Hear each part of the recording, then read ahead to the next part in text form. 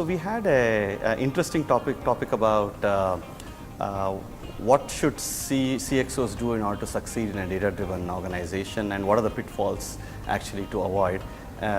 Good panelists, various coming from various different backgrounds, some from services, some from captive sort of markets, such as myself from Mahindra.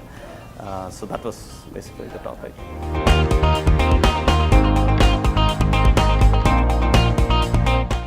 I honestly am very optimistic about India's role and what we can do, especially in the analytics space.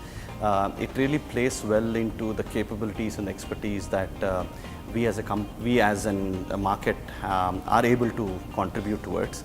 And we see a lot of new startups coming in and also making a big noise in the market in terms of not just new capabilities but new products that they are able to put out.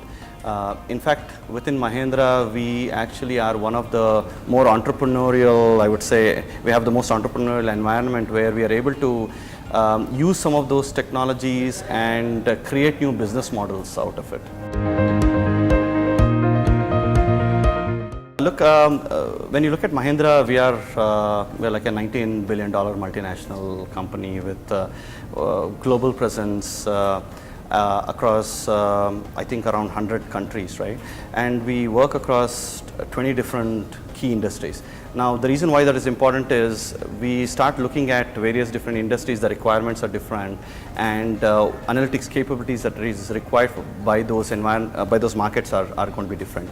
So in terms of our contribution, obviously, Tech Mahindra is one of the federated companies that we have, and obviously they have both a vertical and a horizontal play in terms of bringing those technologies to the market. Alongside, I think what we have done is within each of the sectors, we have now started building those analytical capabilities where we have either transformed their existing business models to use those capabilities, or created new business models and created some of the startups which are relying on analytics to drive their decision making. So in some sense, we are bringing out new products, as well as we are, through TechM, we are bringing out services also to the market.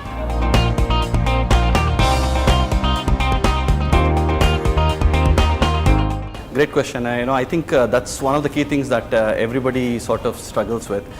In fact, in our panel discussion, we spent a lot of time talking about org structures and what a company should actually be doing in order to upskill the employees. And now this applies to both not just data scientists, but it also applies to leaders having the ability to understand or have some level of data science or data analytics skill set, so they can, number one, ask the right questions and also appreciate what they are seeing coming from their teams. So in that sense, companies are evolving, they're seeing these gaps and trying to fill those gaps. But definitely, if you look at across the market, this is one of the most sought after or hot profile that one could have. But there's still a huge shortage and we need more skilled people in this market. I think, just the culture of what I was talking about in the panel also around experimenting on these new technologies. That needs to be part of the DNA of some of these companies, because any new technology comes with the big risk of not knowing what value it's going to provide. So even before you make the decision on whether to adopt or not, you need to do a lot of these experiments as part of your culture to figure out whether, to what extent you can use the data set to make those decisions. So from that point of view, I think that's going to be one of the key factors or challenges that the companies do face. And I think that's, again, as Mahindra, I think we are probably have a good leadership team who encourage those kind of cultures and where people can actually accept failures early on.